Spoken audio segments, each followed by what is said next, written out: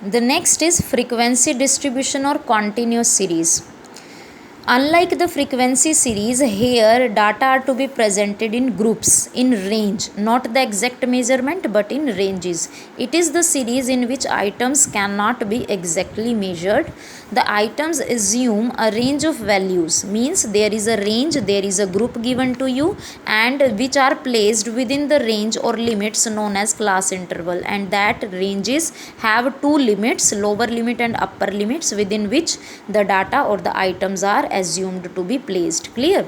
The number of items an item occurs, it is shown as frequency against the class interval, means how many persons are getting marks in between those range, that is the class frequency which will written against that class interval. Clear?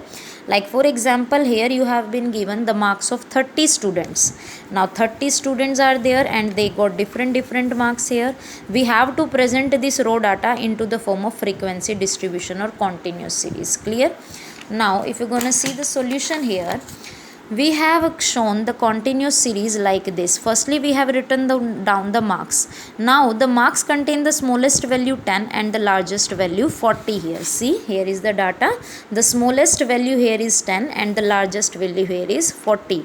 So we will arrange a systematic class intervals so that we can arrange them in a very brief manner. Clear? Because the main focus of the classification is on briefness. Clear?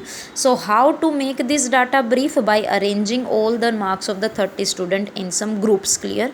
Now the groups which we make are 10 to 15, 15 to 20, 20 to 25, 25 to 30, 30 to 35, 35 to 40 and 40 to 45. Clear? Now these are the groups which we have made. Now we will count that how many students got marks between 10 to 15, and when we are counting, we have to put a bar every time when we'll count that. Clear?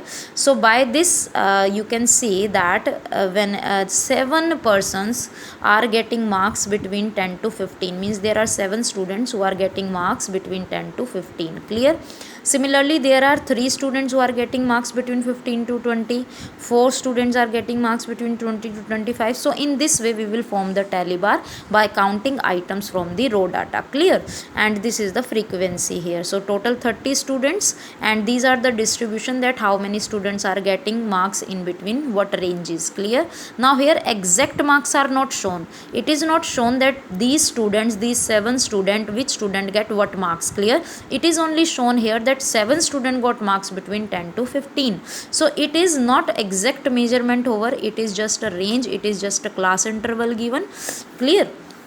And this data is being presented in a group, like these are the groups, 10 to 15 is a group, 15 to 20 is a group. Clear? So that's why the continuous series is also termed as series of grouped data. Clear? So such kind of classification is known as, or such kind of statistical series is known as continuous series or frequency distribution series.